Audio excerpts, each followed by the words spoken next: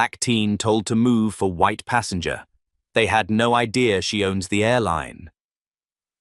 The low hum of voices in the luxury terminal lounge of JFK International Airport buzzed like static beneath the crisp pop of shoe soles on marble floors. Every few minutes, a crisp voice over the PA system called out destinations with a sterile calm that didn't match the quiet chaos around it. Zariah Z. Bennett stood near gate C-17, her fingers tapping the handle of her discreet black duffel bag as the airline representative scanned her boarding pass. "Welcome aboard, Ms. Bennett. First class, seat 2A. Enjoy your flight." Z nodded politely, offering a small smile. No one gave her a second glance. That was exactly how she wanted it. She walked onto the jet bridge with the quiet confidence of someone who belonged, dressed in high-waisted jeans, a grey hoodie with the words East Bay Robotics Team stitched in faded navy, and white Converse sneakers that had seen better days. She looked every bit the teenage student she was pretending to be. Her curls were pulled into a low puff, minimal makeup framed her sharp cheekbones, and her backpack hung loosely from one shoulder. What no one knew was that Zariah Bennett, at just 19 years old, had quietly become the majority shareholder of Vanguard Air, the very airline she was flying today. The moment she stepped into the first-class cabin of Flight 427, bound for Los Angeles, her eyes scanned every detail. The welcome champagne, the scent of bergamot in the air, the nervous glances of business travelers sizing one another up. She noted every reaction, every interaction. Observation before confrontation. That's what Vivian taught her. Z made her way to her seat, 2A, beside the window. She slid in, tucking her bag underneath and pulling out her phone. A message from Vivian Blackwell waited. "Remember, you're here to watch." "Not to speak, not yet." Z glanced around the cabin as she typed back. "Noted." "But you know if things go left, I won't just sit quiet." Vivian's reply came instantly. "If they go left, go strategic. We didn't come this far for emotion." She was about to put her phone away when a sharp voice cut through the space like a razor blade. "Young lady," the flight attendant snapped, "I believe you're in the wrong seat." Z turned, looking up at the woman. She was in her mid-50s, platinum blonde curls sprayed into stiff perfection, a name tag pinned neatly to her Vanguard uniform blouse. Linda Wexler. Z blinked. "Excuse me?" "This is first class," Linda said, glancing around as if seeking backup from the other passengers. "Are you sure you're not supposed to be in economy? These seats can be confusing for some travelers." Z felt the heat crawl up her neck, but she forced a calm tone. "Seat 2A. That's what my boarding pass says." Linda reached out a hand, her smile tight. "May I see it?" Z handed it over. Linda barely glanced at it before her lips tightened. Must be a mistake." "Wait right here, please." She spun on her heel and walked quickly toward the front. The man across the aisle, an older white gentleman in a grey Armani suit, shifted uncomfortably. He didn't say a word, but he looked at Z with something between embarrassment and pity. Z sat still, every muscle in her body tense. She could feel the subtle stares around her. She wasn't surprised. Disappointed, yes, but not surprised. This wasn't the first time she'd been mistaken for someone who didn't belong. But never had it happened in a space she literally owned. She reached for her phone again. Vivian had once told her that power was meaningless if you didn't know when to use it. Z had waited 18 months for this moment, quietly purchasing controlling stock through shell companies and silent partners, building legal walls no one could climb unless she let them. She had watched from the sidelines, biting her tongue through every boardroom insult, every dismissed email. This wasn't just a seat on a flight. It was a test of the airline, of the people in it, of herself. Linda returned, but she wasn't alone. "Miss Bennett?" she said in a voice now oozing false authority. "We've had a request to relocate you. Mrs. Halpern has vertigo and prefers a window seat on this side of the aircraft." Z turned to see the woman Linda was gesturing to, a well-dressed older white woman with a pearl necklace and a wide-brimmed designer hat. She was already eyeing the seat, practically moving toward it. "There are 3 other window seats in this cabin," Z said, voice calm but pointed. "This one happens to be mine." "Yes, well," Linda's voice sharpened. "We're trying to accommodate a frequent flyer. I'm sure you'll be just as comfortable in 11C. Z didn't blink. "I'm not moving," Linda inhaled sharply. "I'm sorry, Miss Bennett, but I'm going to need you to be reasonable. I don't want to escalate this." Z tilted her head. "No escalation needed. I paid for this seat. I checked in properly. I boarded early. There's nothing unreasonable about that." The cabin had gone utterly quiet. A man 2 rows behind leaned forward, clearly recording. The air itself felt like it had frozen. Linda's jaw tightened. "If you continue to refuse, I'll have to call security." Z looked directly at her, her tone cutting through the tension like a scalpel. "You might want to do that, but before you do, maybe check the ownership roster of Vanguard Air." Linda blinked. Z pulled out her phone, opened the executive team page on the Vanguard corporate site, and tapped a profile. Then she turned the screen to Linda. The photo was unmistakable. Zariah Bennett, majority shareholder. Chairwoman of the board. Z didn't raise her voice. She didn't need to. "Hi," she said softly. "I'm your boss." The silence in the cabin deepened. Judith Halpern, mid-step toward the seat, paused. Linda's face drained of color. The other passengers suddenly found themselves unsure whether to look away or keep watching. Z continued. "Would you like to explain to me, and to everyone watching on at least 3 cell phones, why I was just asked to give up my paid seat for someone else?" Linda's mouth opened, then closed. I didn't know," she stammered. "We weren't informed." "Because you didn't ask," Z replied coolly. "Because you assumed." Linda stood frozen, the printed name tag on her chest looking absurd now. A voice behind her, from a younger flight attendant, whispered nervously, "Ma'am, maybe we should speak with the captain." Z looked back at her phone. Her inbox was lighting up. Notifications from legal, from PR, from Vanguard's corporate Slack. The system was waking up to what had just happened. She leaned back in her seat and crossed one leg over the other. "I'll stay right here," she said. "Unless the captain would like to remove the owner of the airline from her own plane, in which case I'll happily film it myself." Linda turned and walked away, her shoulders hunched, humiliation radiating off her in waves. Z didn't move, she didn't smirk. She simply reached for her notebook, opened it, and began to write. This wasn't the end of anything. It was the beginning. The moment the flight door closed, the tension in the first-class cabin thickened like a fog no one could name out loud. Zaria stayed in her seat, eyes forward, her fingers lightly grazing the edge of her phone. She wasn't just angry. She was calculating.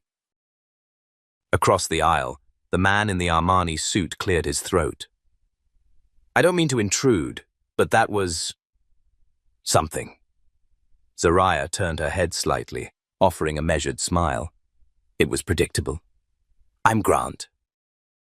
"Grant Ellison," he said, extending a hand. "I'm with Ellison Financial, and you?" She hesitated, then shook his hand. "Z Bennett, student, tech developer." "Student, huh?" His eyes flicked to the Vanguard profile she'd just closed. "Guess titles can be deceiving." She said nothing. Let him wonder. The less she revealed now, the more control she retained later. The captain's voice came over the PA, cheery and unaware.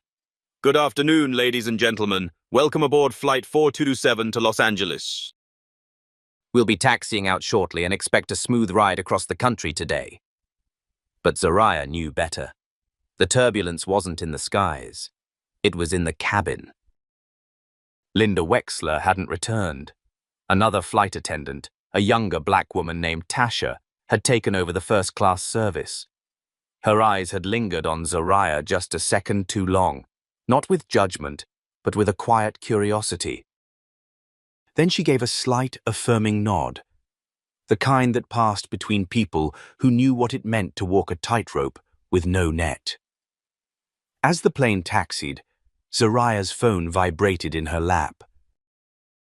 A message from Vivian. Linda's name is coming up in our HR records.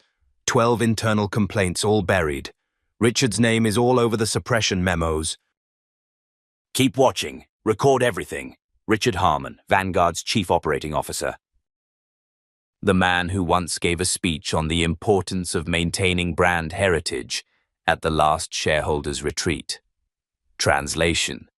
Keep the cabins full of white faces and golf shirts. Zariah began to write again in her notebook, this time not just observations, but questions. Who else on this crew was complicit?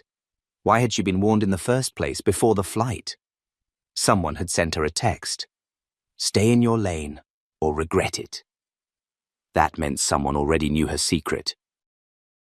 The question was, who? The flight reached cruising altitude. Tasha moved down the aisle, offering drinks. When she reached Zariah, her voice was calm but slightly hushed. Can I get you anything, Miss Bennett? Water's fine. Thank you. Tasha glanced at the notebook in Zariah's lap. You writing a book? Zariah smiled slightly. Just documenting a moment. Tasha leaned in as she poured the water. Good, because people are going to want to read it one day. Then she moved on. The seatbelt sign dinged off, and Zariah felt the shift in the cabin. Movement, people relaxing. But she stayed tense, her eyes scanning. 2 rows ahead, she saw the back of another flight attendant, male, white, mid-30s, speaking to a passenger in hushed tones. Something about the body language didn't feel right. A glance back. A tilt of the head. Then the man's eyes flicked directly to Zariah. She recognized that look. Not curiosity. Surveillance. She tapped into the Vanguard internal app on her phone. Private access. She bypassed the employee manifest and dug deeper into internal HR logs. The man's name appeared, James Koenig. No direct complaints, but flagged once for inappropriate remarks. Details sealed. A minute later, her phone buzzed again. Unknown number.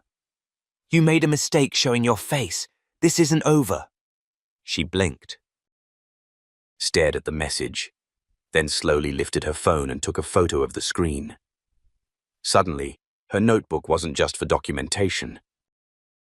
It was evidence. Jason Miller, the attorney she'd noticed in boarding, stood up from a few rows back and approached her seat. He looked cautious, but deliberate. Miss Bennett, may I sit for a moment? She tilted her head. Do I know you? No, but I know who you are. Or at least who they think you are. I specialize in transportation discrimination cases, and I've seen this play out before, but never on this level. She gave him a slow once-over, not bothering to hide her skepticism. You always approach strangers mid-flight with legal offers? I don't offer anything unless it's needed. And right now, I think you're in the middle of something much bigger than one bad flight attendant. She stared at him for a moment, then nodded toward the seat next to her. You've got 1 minute. He sat. There's a pattern. Cases from different airlines, different airports, same kind of incidents. And always the paper trail disappears. Complaints vanish. Victims drop the cases. Until now. You're saying it's coordinated? He leaned in. I'm saying it's a system, and you just stepped on a live wire. Zariah looked out the window for a long second, then back at him. Good. Maybe it's time someone blew the fuse. Just then, a soft chime echoed through the cabin. The pilot's voice returned, but it was different, tense. Ladies and gentlemen, we're experiencing a minor issue with the navigation system. Nothing to be concerned about, but we'll be leveling off at 30,000 feet until resolved. Thank you for your patience. Zariah's gaze shifted. That wasn't normal. And then her phone buzzed again. You think being owner protects you, not in the air. She didn't respond. Instead, she looked at Jason. I need access to a secure channel, encrypted. He nodded. I'll help, but you need to understand. If someone's targeting you at this level, they're playing dirty, and it won't stop when the plane lands. Zariah finally allowed herself to speak the words that had been forming in her mind since the boarding gate. Then it's time I stop playing nice. Across the aisle, Grant Ellison had been pretending to nap, but was very much awake. He had seen Jason approach, seen the text flash across Zariah's phone. And now he leaned back, sliding his own phone into airplane mode. The subject line of the message he'd just drafted? She knows. Move forward with Plan B. Zariah sat back in her seat and closed her notebook. The turbulence hadn't begun. Not yet. But she could feel it coming. The hum of the aircraft seemed to grow louder as Zariah sat stiffly in her seat, her fingers tapping the armrest rhythmically, while her mind cycled through possibilities. Something wasn't right. The second message, the one implying she wasn't safe even in the air, wasn't idle. Someone on this flight knew exactly who she was and wasn't bluffing. Jason had returned to his seat, giving her space. But he kept a discreet eye on her from across the aisle, clearly aware that whatever game they were in had just intensified. As the flight attendants moved through the cabin serving lunch, Zariah noticed Linda Wexler reappear like a shadow slipping into frame. She wasn't in uniform now, just a navy cardigan over her blouse, but her presence was enough to stiffen the mood in first class again. She leaned into a quick, whispered exchange with the male flight attendant, James Koenig. Zariah watched carefully. The way Linda gestured toward her, the tightness of James's nod, and the way both avoided eye contact with her spoke volumes. Zariah pulled out her tablet and accessed the private Skyline executive backend, her custom-built interface. Masked under a Stanford research login, it was her backdoor into everything the public-facing system wouldn't show. Personnel logs, flight crew assignments, incident reports. She cross-referenced James Koenig's employee ID and gasped under her breath. Not only had he worked the infamous Flight 728, the one that had generated a private discrimination lawsuit against Skyline 3 years earlier, but he was also listed in the suppressed complaint, the one she'd flagged a year ago and couldn't trace because it had vanished from legal archives. Now he was on her flight, coincidence. No chance. Her eyes scanned the cabin. Someone was pulling strings, stacking this crew. This was no longer about a flight attendant being rude. It was a trap. She was the bait, and someone expected her to react. A sudden voice crackled over the PA. Ladies and gentlemen, the captain has requested all passengers return to their seats. We're expecting moderate turbulence in the next 20 minutes. Flight attendants, please secure the cabin. Zariah narrowed her eyes. The plane was barely nudging. Clear skies. No clouds. No erratic wind patterns visible out the window. Her algorithm, still active on her private dashboard, showed no atmospheric instability along their route. So why the alert? Why now? Zariah quickly typed a secure message to Vivian. False turbulence warning. Crew being swapped mid-flight. This was planned. Someone on board is involved. Vivian responded almost immediately. Get control of the situation. Do not escalate. Wait until landing. Legal team mobilizing. Also, Your name is trending. Her stomach dropped. She opened her phone, scrolled to Twitter, and there it was. #Zariah Bennett, #Skyline, Scandal, First Class. While black. A video clip, grainy but clear enough, had been uploaded. It showed the exact moment Linda Wexler tried to remove Zariah from her seat. The clip was captioned, "Teen girl told to move for white passenger. Turns out she owns the airline." And it was everywhere. 400,000 views in under 30 minutes, comments pouring in, some cheering. Some skeptical, some enraged. Zariah turned to Jason again. "It's out," he blinked. "Already." She showed him the video.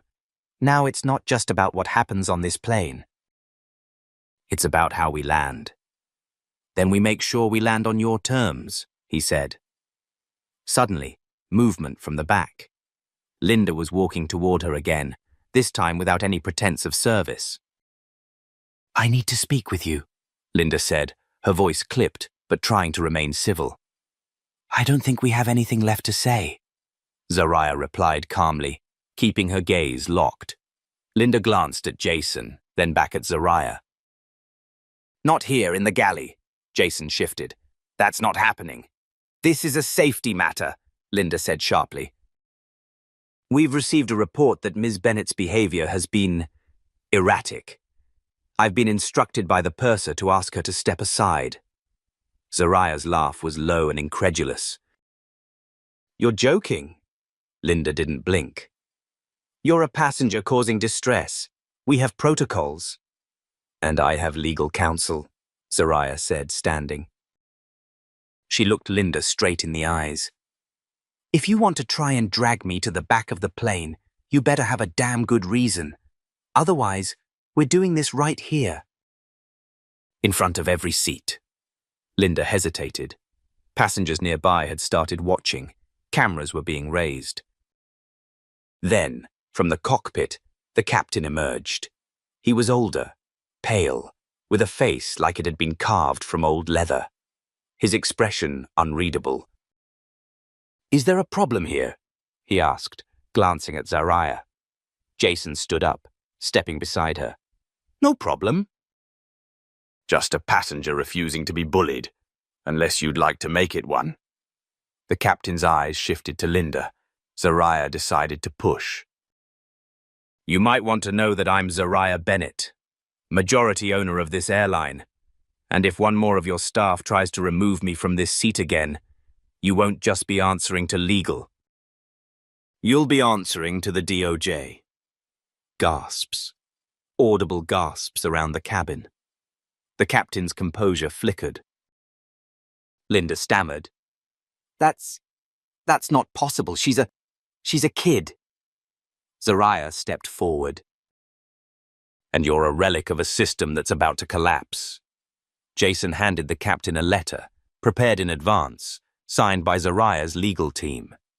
"This is a formal notification of a pending class action investigation.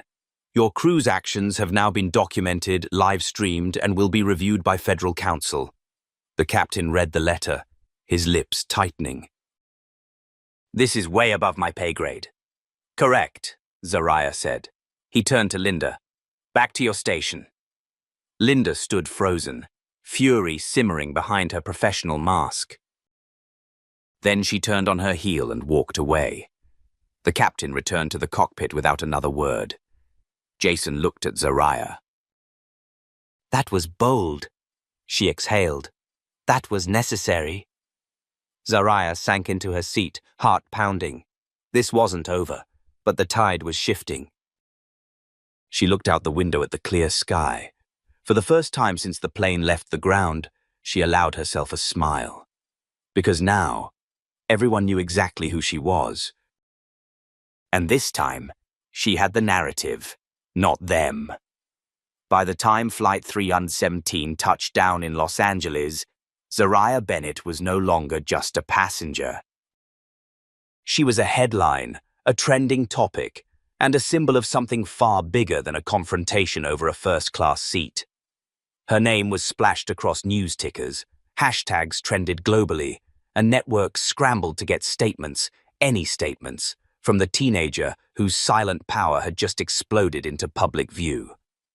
The flight crew remained tight-lipped during disembarkation. Linda Wexler avoided eye contact entirely, and the captain didn't reappear after his brief rattled encounter mid-air. But Zariah felt every glance from fellow passengers like a spotlight, some awed, others skeptical, and a few plainly resentful. She kept her chin high, shoulders back, but inside, her stomach was in knots. Jason walked beside her as they exited the gate. "We've got a situation." "What kind?" He handed her his phone. A message thread. Vivian had sent it. "Richard Harmon is calling an emergency executive meeting in 20 minutes. No confirmation on the agenda, but internal chatter says it's about a leadership review." Zariah's breath caught. Richard Harmon, the COO of Skyline, and the man who had quietly blocked every diversity initiative for the last 10 years, wasn't just trying to damage control, he was trying to strike. "This isn't about that flight anymore," Jason said as they stepped into the terminal. "He's coming for your seat at the table." Zariah nodded once. "Then we better move." A black SUV was waiting at the curb, windows tinted, driver already idling. Vivian had sent it ahead of time just in case.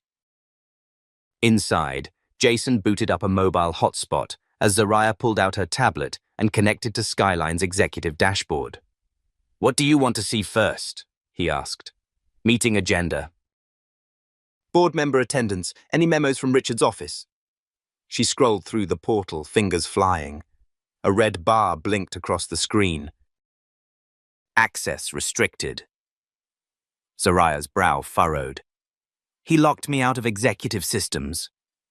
"That's a violation of shareholder rights. He's counting on time." "If he can ram something through before I can object, it'll take a court order to reverse it." Jason narrowed his eyes. "That's why he called it so fast. He's hoping to pass a motion while you're still playing catch-up," Vivian called. "He's moving faster than I thought," she said without pleasantries. "They've assembled 6 board members in person. 2 more are dialed in. If he secures a majority vote, he'll propose a resolution to place an operational oversight panel between you and the executive chain." "Effectively neutering me," Zariah finished. "Exactly. He can't remove you as majority owner, but he can dilute your power until it's symbolic." Zariah exhaled. "Where's the meeting?" "Downtown, Skyline HQ, 34th floor." "But you need to be smart. You show up hot, they'll spin it as you being impulsive and emotional. You have to walk in like the boss you are." Zariah stared out the window. The skyline came into view, glittering in the morning sun. "Then that's what I'll do." When they arrived at the building, Zariah didn't rush. She didn't burst through security or demand anything. Instead, she walked calmly into the lobby, ID ready, face composed. The guards, now aware of who she was, stood silently as she passed. Jason gave her a nod. "You've got this." At the elevator, she paused. "Whatever happens up there, keep the cameras rolling." He lifted his phone. "Already live streaming to our legal archive." 34 floors up, the elevator doors opened to a scene that looked deceptively civil. A long polished table, leather chairs, men in tailored suits and conservative smiles. And at the head, Richard Harmon, sipping espresso as if this were a Monday morning meeting and not a corporate ambush. "Zariah," he greeted with affected warmth. "Didn't expect you so soon." "I move quickly," she said evenly, taking the empty seat at the far end of the table. "You're welcome to observe," Richard continued, "though the matter at hand concerns operational efficiency. Nothing personal."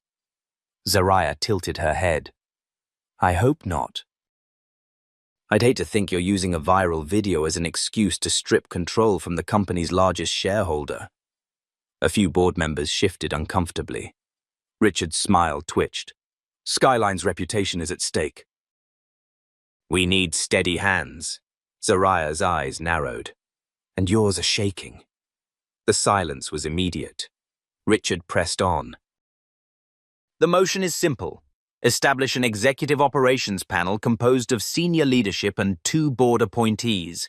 Final authority over PR decisions, staffing, and executive action will shift to the panel until further notice. And by further notice, you mean indefinitely, Zariah replied. Only until we're satisfied that leadership changes won't destabilize the company. Zariah stood. You mean leadership that doesn't look like you, that doesn't owe favors to you, that might expose what's really happening under your watch? He didn't blink. You're young, brilliant but inexperienced. The market doesn't care about identity politics, Zariah. It cares about consistency. Zariah opened her tablet again. Jason's secure server had granted her backdoor access. She cast the screen to the boardroom's display. Let's talk consistency, she said, pulling up performance reviews, whistleblower complaints, and a private email thread leaked earlier that morning between Richard and Linda Wexler. I want to thank you again, Richard had written. That situation with the Bennett girl could have been worse. Good thing you kept your cool. The thread was dated 2 weeks before the flight. The board went still. That email, Richard said slowly, is a forgery. Zariah's voice was steel. It came from your official account routed through a VPN you control, and I've already forwarded it to federal counsel. Richard's face paled. Another board member, this one who'd been neutral, cleared his throat. Richard, is there anything else you'd like to disclose? She's staging this, he barked. She's turning a PR mishap into a power grab. She doesn't have to, Jason said from the doorway, stepping into the room with legal papers in hand. Because we already have a TRO filed against you. TRO? Richard snapped. Temporary restraining order, Jason confirmed. Effective as of 20 minutes ago. Filed in response to documented evidence of intentional sabotage, harassment of the majority shareholder, and systemic discrimination. You're no longer authorized to act on behalf of Skyline until the hearing concludes. One of the board members swore under his breath. Zariah turned to the room. You want steady leadership? That's me. You want accountability? It starts now. The meeting dissolved into murmurs and rapid legal discussions. Richard stared at her, fury barely contained. You have no idea who you're fighting, he muttered as he passed her. I do, Zariah whispered back. And now so does the world. She didn't watch him go. She didn't need to. He'd underestimated her. They all had. But from this moment on, there was no turning back. The press storm hit like a thunderclap. Within an hour of Richard Harmon being served with a temporary restraining order and escorted from the Skyline boardroom, the story had gone national. Networks played the confrontation on loop, Zariah calmly projecting evidence on the boardroom screen while Richard floundered red-faced in front of stunned executives. By noon, She Owns the Airline trended across every major platform. But Zariah barely had time to process any of it, because just as she caught her breath, Vivian called with a warning. Richard's not going quietly, Vivian said, voice low but sharp. He's lawyering up and has already submitted emergency motions to challenge the TRO. More than that, he's going on offense. Zariah was pacing her suite at the Intercontinental, the makeshift war room they'd set up since returning from LAX. What kind of offense? He's already booked time with 2 of the largest cable networks tonight, Vivian replied.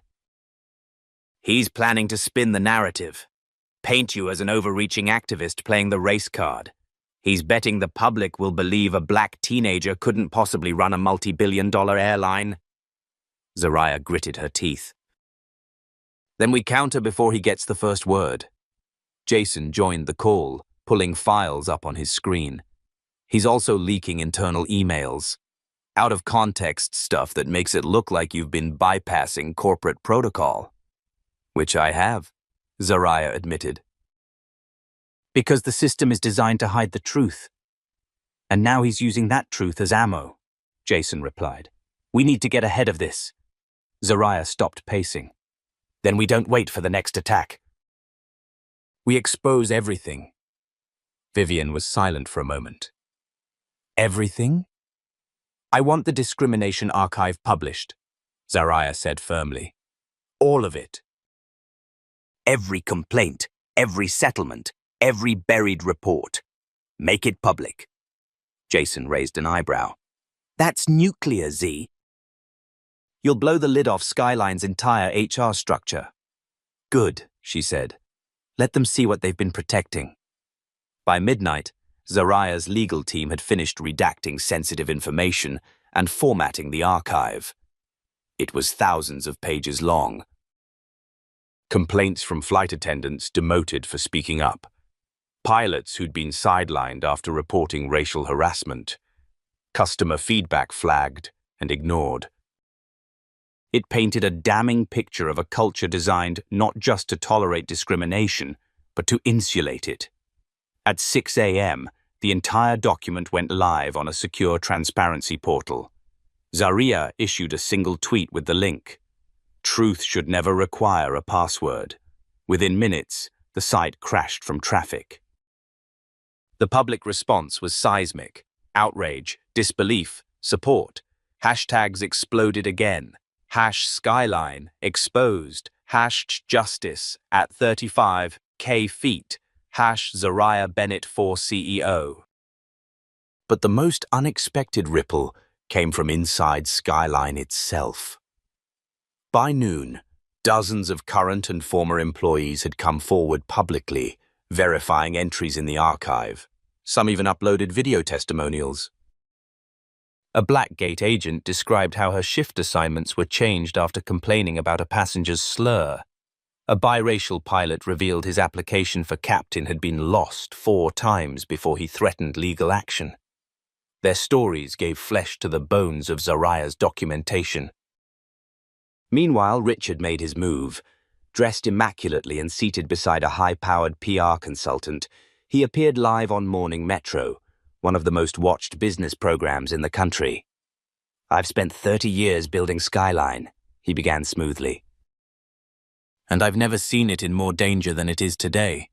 Not from external threats, but from internal chaos. He smiled gently, projecting calm. This isn't about race. It's about readiness. The young woman currently claiming to lead this company, let's be honest, she's a gifted tech mind, sure, but management. Crisis leadership? She's out of her depth. The host leaned in. Are you saying she fabricated these discrimination complaints? Richard chuckled. I'm saying she weaponized them, took isolated incidents and stitched them into a narrative to justify a power grab. Back in the war room, Zariah watched the interview without blinking. He's rehearsed, Jason said beside her. Too polished. It's not real, she replied. And that's the mistake he keeps making. 2 hours later, Zariah hosted her own live session. But she didn't sit in a studio or behind a podium. She stood in a break room at Skyline's LA maintenance hub, flanked by mechanics and flight crew, many of whom had come forward to share their stories. Her voice was steady but impassioned. This is about truth. About a system that told people like my father, a former Skyline engineer, that no matter how qualified he was, he'd never lead. About how my mother, a flight attendant, was told to smile through insults because it was just a difficult customer. This isn't a power grab. It's a reclamation. She stepped aside and let the workers speak. Raw, emotional testimony that no corporate lawyer could spin away. The video went viral in minutes. Richard's PR team scrambled, but the tide had shifted. Still, he had one more card to play. That night, a bombshell headline dropped on a major business site. Whistleblower alleges Zariah manipulated algorithm bidding to undermine Richard Harmon. It was thinly sourced, clearly planted, but damaging. Richard's legal team claimed Zariah had manipulated back-end performance data to paint her algorithm as more effective than it was. The implication, her whole rise had been built on a lie. Vivian slammed the printed article on the table the next morning. "He's not fighting fair. He's going to throw everything at you now." "I know," Zariah said quietly. "That's why we released the source code." Jason blinked. "You're serious?" "Public audit," she said. "Independent experts. Let the code speak." The open source drop came with zero fanfare. Just raw files, clean documentation, and a statement from Zariah. "If anyone can prove this algorithm doesn't perform as I claimed, I'll walk." Experts from MIT, Stanford, and Carnegie Mellon reviewed the code within 72 hours. Their conclusion? The algorithm was real, revolutionary, and exactly as efficient as Zariah had promised. The attempt to smear her credentials collapsed. Richard's credibility finally began to buckle. Then, a twist no one saw coming. A video leaked, grainy security cam footage, showing Richard in a private meeting with a PR strategist weeks before Zariah's flight. In the clip, he refers to her, sneering, as the little brown girl who thinks she runs the place. He laughs. "If she flies commercial, we make it hell for her. She'll either explode or expose herself." The video hit the internet like a grenade. Every interview he'd done, every denial, every dismissive word, it all unraveled. The board announced an emergency ethics review. Several of his remaining allies resigned overnight. The press who'd backed him distanced themselves. And Zariah? She didn't gloat, didn't give a victory speech. Instead, she met with HR staff, sat down with civil rights lawyers, and began drafting the next stage of reform, starting with independent oversight and whistleblower protections. Because for her, this wasn't revenge, it was repair. And it was just beginning. The hum of the SUV's engine was the only sound between Zara and Vivian as they weaved through the early morning traffic of downtown San Francisco. The city was still groggy, wrapped in fog, unaware that a corporate war was nearing its boiling point behind closed doors. Zara stared out the window, one hand clutched tightly around her burner phone, the other holding a flash drive that might hold her company's salvation or its undoing. "You sure this is going to work?" she asked, breaking the silence. Vivian glanced over, her eyes tired but unwavering. "It has to. We've got 10 hours before Richard pushes that emergency vote. If the board signs off on the new bylaws, you're out permanently." Zara nodded, jaw tight. The stakes were no longer about one insult in first class. They had mutated into a full-scale coup, a battle for the soul of the airline, and a broader fight against a system that had tried to chew her up and spit her out the moment she stepped out of anonymity. They arrived at the private legal offices of Baker, Langston Hughes, where Jason and his team had set up their temporary war room. A security guard met them at the garage and ushered them to a side elevator that bypassed the main lobby. Every step had been calculated for stealth.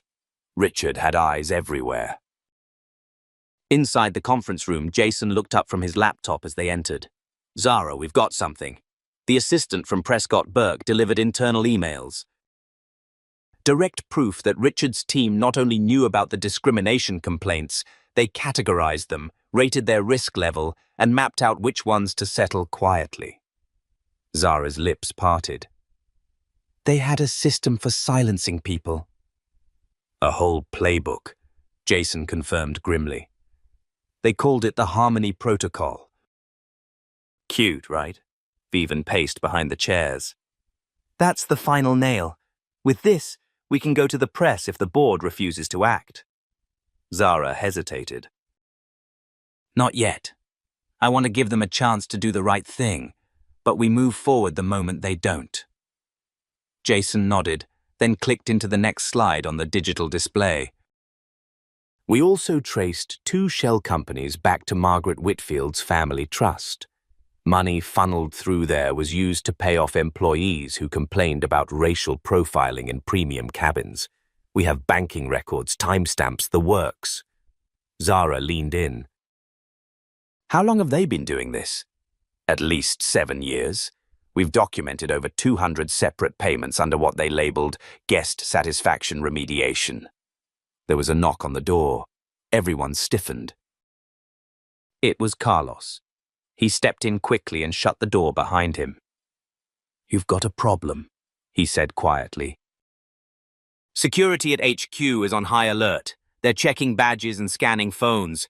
Richard's team is expecting you to try something today. Zara looked at Jason. Then we don't give them what they expect. Carlos stepped forward. I'm staying on the inside. There's something else. Margaret is holding a lunch meeting with key board members. Not at HQ. Private club in Marine. She's making a last-minute push for the bylaw vote. Zara clenched her jaw. Then we crash it. Vivian raised an eyebrow. That would break the restraining order. I don't care. If they change the bylaws, they'll use it to justify keeping me out permanently. What's a violation compared to losing everything? Jason held up a hand. You might not need to.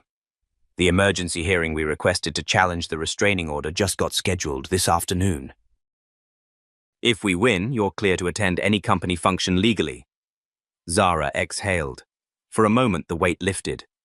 We need more than just legal arguments, she said. We need a narrative shift, something undeniable. Jason pointed to the burner phone. That flash drive, what's on it? Zara slid it across the table. Security footage from the flight. Stephanie trying to remove me. Margaret demanding my seat.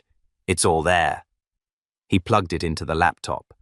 For the next 5 minutes, the room sat in silence as the video played out. Margaret's entitled insistence, Stephanie's cold tone, Carlos's quiet confirmation that Zara belonged in that seat.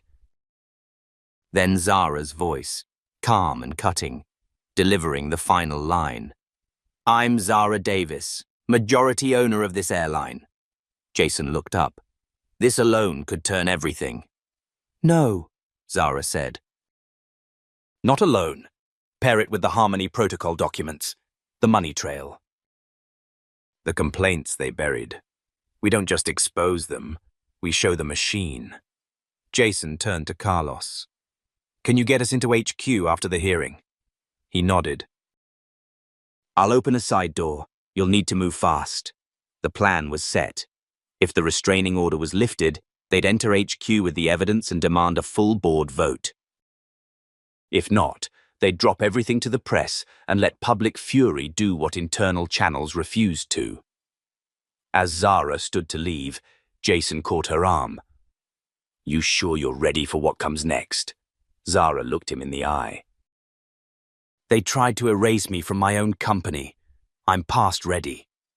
They left separately, each heading to their part of the battlefield. Zara and Jason to the courthouse. Vivian to monitor Margaret's secret board lunch. Carlos back to HQ to open the back door. At 1:27 p.m., the courtroom fell silent as the judge entered. Zara stood with her hands clasped in front of her, heart pounding.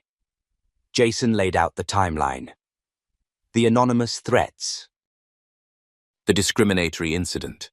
The fabricated media narratives. Then, he delivered the bombshell. Richard's team had suppressed exculpatory evidence and coordinated with legal insiders to target Zara under false pretenses. When Jason played the audio clip of Richard instructing security to detain Zara quietly, even the judge's eyebrows twitched. At 2:11 p.m., the judge ruled. Restraining order dissolved. Zara's jaw didn't drop. She only nodded, collected, and walked out with Jason. Now came the real battle.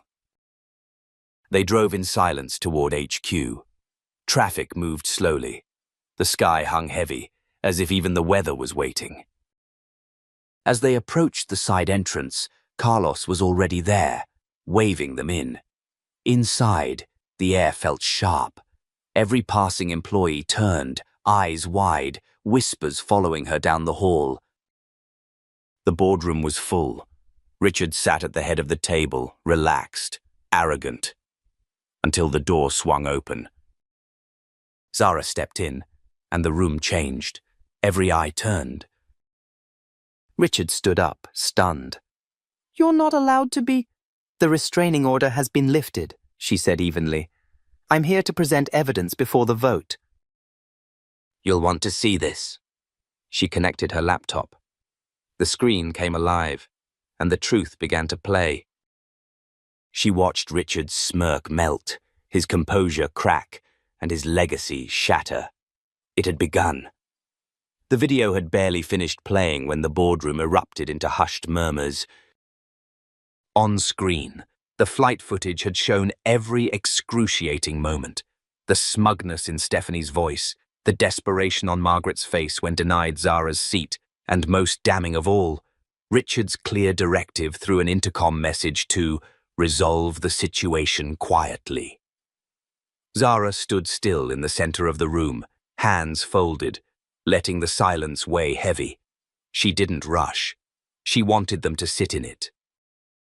Howard Greeley, an older board member with silver hair and a reputation for caution, broke the silence first. "Miss Davis, what you've just shown us, is that real-time footage from the flight?" Zara nodded once. "Directly pulled from Skyline's internal archive." "Time-stamped, metadata intact. I have the chain of custody if you'd like verification." Murmurs again. Richard stayed seated, jaw clenched, his knuckles white where they gripped the table. Across the room, Margaret looked pale. "I have more," Zara said, plugging in a second drive. Emails between legal counsel at Prescott Burke and internal operations. Evidence that discrimination complaints were not only ignored, they were categorized by liability risk and buried using coded settlements. "Coded settlements?" Isabella Tran, one of the newest board members, asked. Jason, seated just behind Zara, chimed in. "A pattern of payments marked under innocuous budget items, guest satisfaction remediation, executive discretion incentives, over 200 complaints paid out and sealed with NDAs." The second slide clicked in. Names. Dates. Amounts. And then came the real shock. The third slide showed wire transfers from Margaret Whitfield's family trust into a shell account used to fund these payouts, effectively buying silence and protecting her seat on the board. The temperature in the room dropped. Greeley turned toward Margaret. "Is this true?" She raised her chin defiantly. Her aristocratic calm rattled but not broken. "Skyline had to manage reputational risk. Settlements are not admissions of guilt." "They're standard procedure in this industry." Zara didn't even blink. "Standard procedure isn't a justification. It's an indictment." "I think we need to consider whether this board has been complicit," said Davis Holloway, a long-serving director from the company's Legal Compliance Committee. "And what that means for our fiduciary responsibilities." That was the moment Richard stood. His voice came low, controlled but strained. "Let's not kid ourselves. This isn't about one flight. This is about a teenager playing corporate revolutionary. You're 19, Miss Davis. You've never run a company. You've never managed a crisis. And now you're parading video clips like some social media influencer expecting us to hand over executive authority?"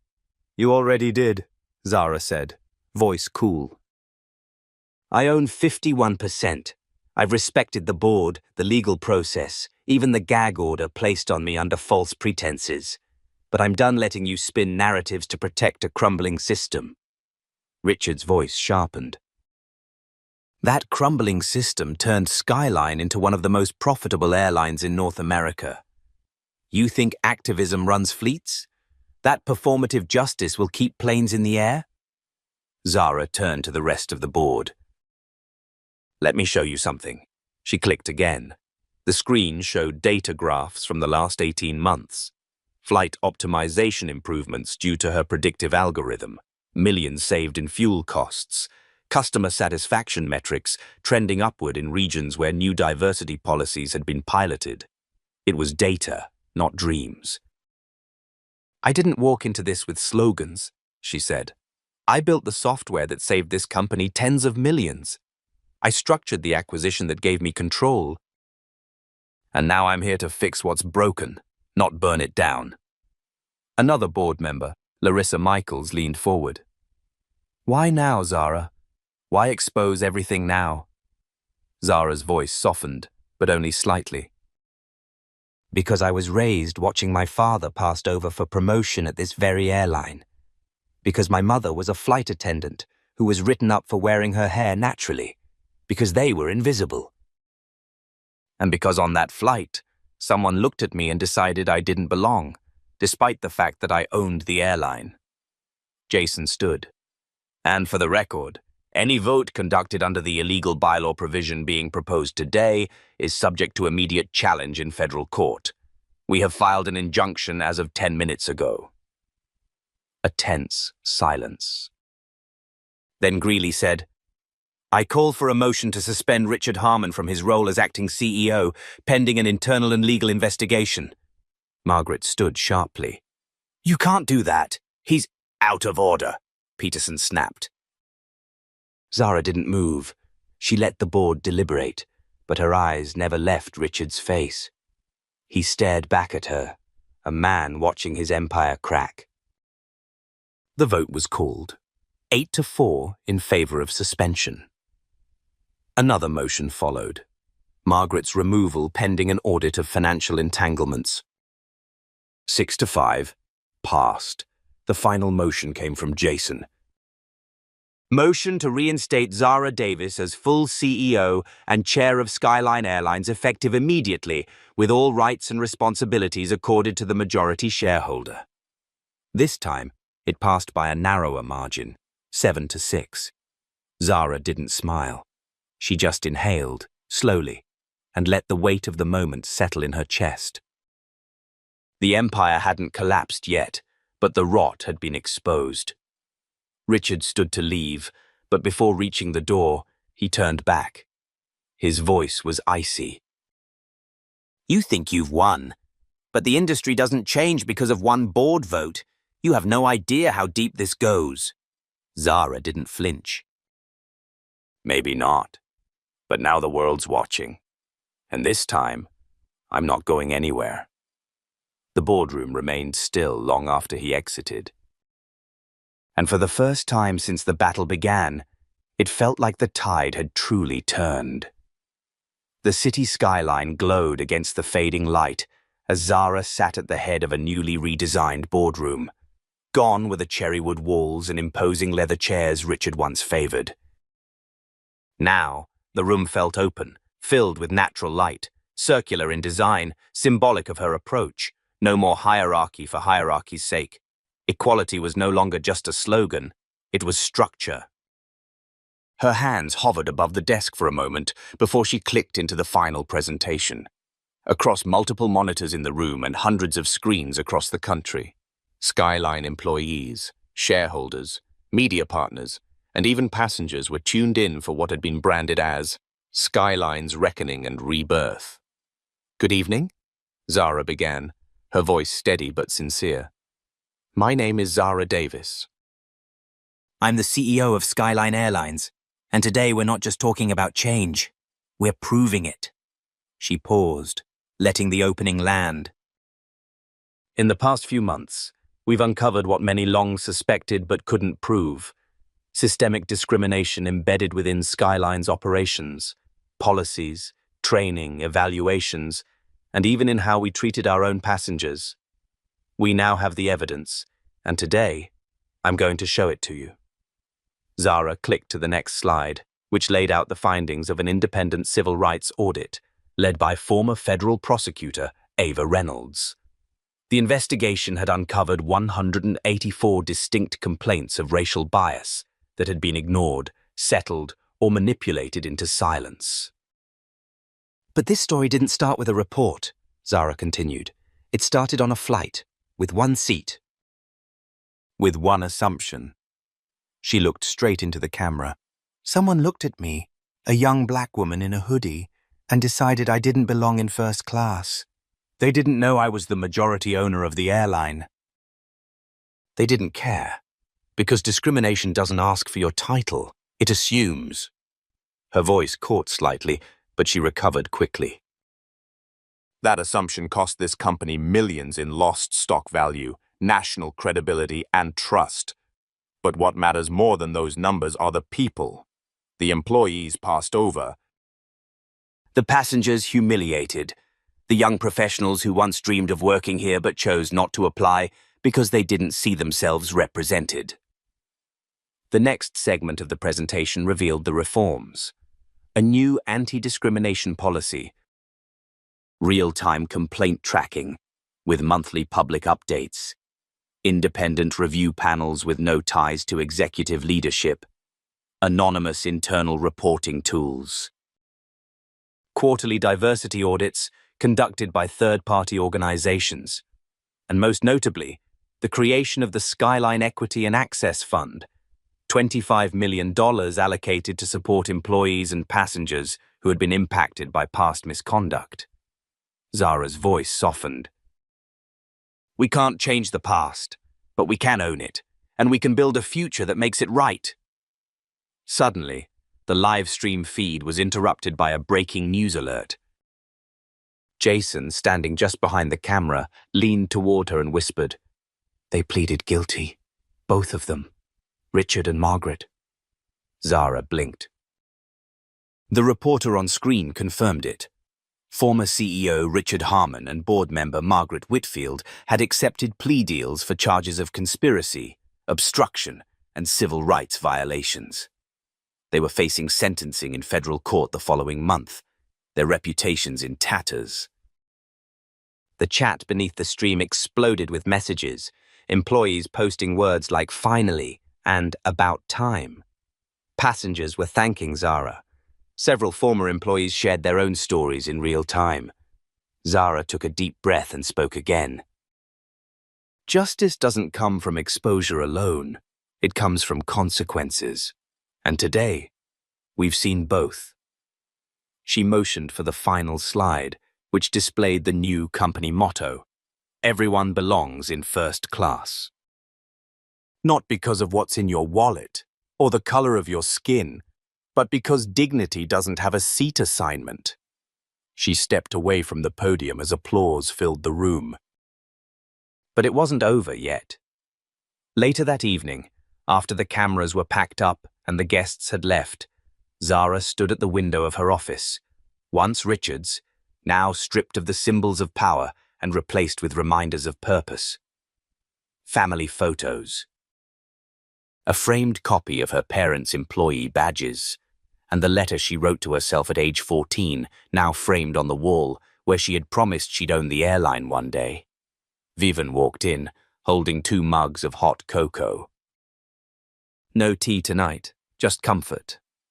You did it, she said, handing Zara the mug. We did it, Zara replied.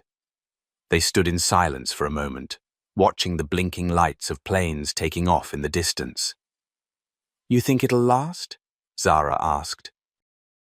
Vivian didn't hesitate. Not unless we keep fighting.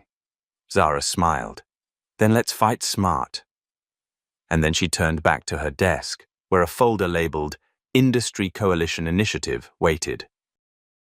Because Skyline was only the first. She had her eyes set on broader skies now. If you've ever been told you don't belong, if you've ever had to stay quiet just to keep your job, or if you've ever looked around and wondered why no one stood up, let this story remind you that one voice can shift a system.